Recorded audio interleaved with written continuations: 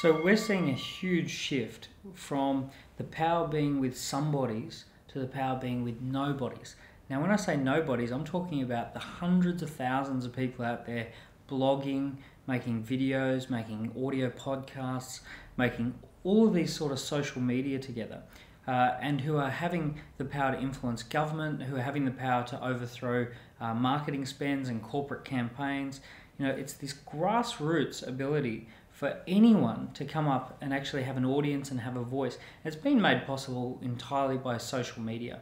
So social media are websites like YouTube, like Facebook, like WordPress, like Blogger, like Flickr, like Twitter, where people are able to interact with each other, make comments, and form groups and communities and discuss things that really matter to that group or community. Essentially, social media is where you come together online to have a conversation, and it's a two-way street. It's the new style of the internet where it's not just businesses putting up a brochure and saying this is this is what we are, and you can't comment or have any feedback or any interaction with that like a brochure. It's actually where businesses can have a conversation with their marketplace and get a message out into their marketplace. Barack Obama came along and he said, I'm not just going to broadcast, which is the old way. I'm going to have a conversation with the people who are the potential voters. And what he did is he had 16 different major social media websites that you could reach him on. So if you went to the front page of Barack Obama's website, what you'd find is a panel down the bottom right-hand corner that says Obama Everywhere. And you could go to his LinkedIn profile, you could go to his Facebook profile, you could go to his YouTube channel. And in all of these places, you could have a conversation with him, you could leave comments with him, you could interact with Obama, you could become his friend on Facebook, you could become his follower on Twitter, and he would actually also follow your comments as well. Now, I'm sure he wasn't sitting there reading all of the Twitters as they were going through, all 105,000 of them, but it was just something different that no one had ever before felt so listened to from a politician who was running for office, for president.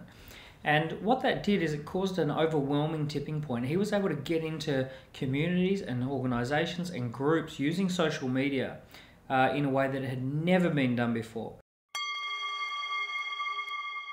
You know, you're competing against some big corporate budgets, you know, tube advertising and magazines and radio and television and, you know, banners and all of this sort of stuff that's out there. How do you go up against that when you don't have a big budget as well?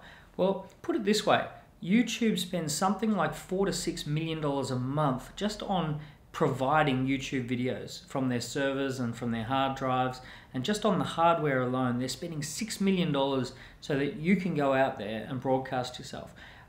You know, Facebook have raised hundreds of millions of dollars to be able to provide that service for free, so you can form clubs, groups, associations, make friends with people who care about the same things that you care about. So this social media, you've almost got to acknowledge the fact that millions and millions of dollars is being spent month in, month out to actually make these services available to you, so that you can then go and broadcast and create your own content and start forming communities and groups and having a say, having a voice, and talking to the influencers, finding out what people really want, and you will definitely have an edge against big budgets and big corporates.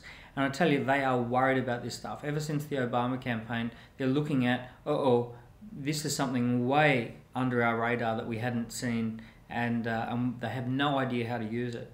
Now, as a small business owner, you can capture your market's attention. You can capture more than your fair share of people who are interested in what it is you have to say if you just get out there and use social media. Malcolm Gladwell, he talked about the things being able to create just a slight tip in that direction, which then starts a movement. This is what we're seeing with social media. We're seeing the ability to create a movement online just with people who have, you know, basic equipment in their own home, making videos, making audio podcasts, commenting online, blogging, forming groups and communities. It's a very, very powerful tool.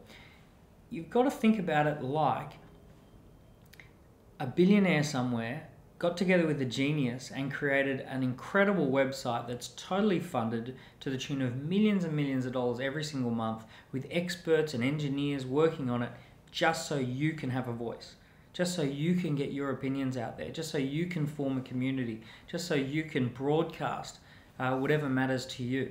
And you may or may not generate an audience, but this is a very incredible time where we can think globally and speak globally and have a collective global conscience.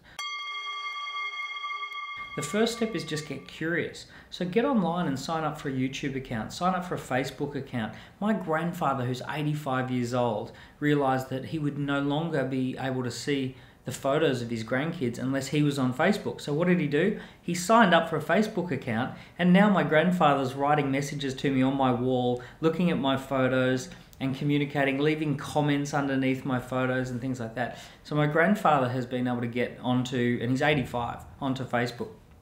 So I'd say get curious about it. Start having a go and find out, can I actually make an audio podcast? Even if you completely botch it up, have a play with it and see what happens. Talk to people who are using social media. You know, get yourself a wonder teen. One of these teenagers who takes this completely for granted, who might be 16, 17 years old. For them, making a MySpace page, for them, an audio podcast is as natural as reading a book or reading a newspaper. Get together with a wonder teen and see if they can help you make your first podcast.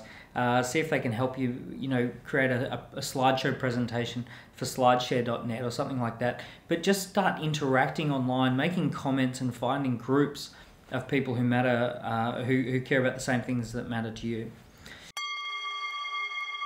You need to have a very clear message about who it is that you want to portray yourself online. What is your brand? What is your message? You almost have to remember that every comment, every blog, every video that you upload will be there for a very long time and has the potential to be there and stay there forever. There are certain blog sites and certain websites that once you actually submit your content, it's there and it's on their site and you can't get it removed quite often.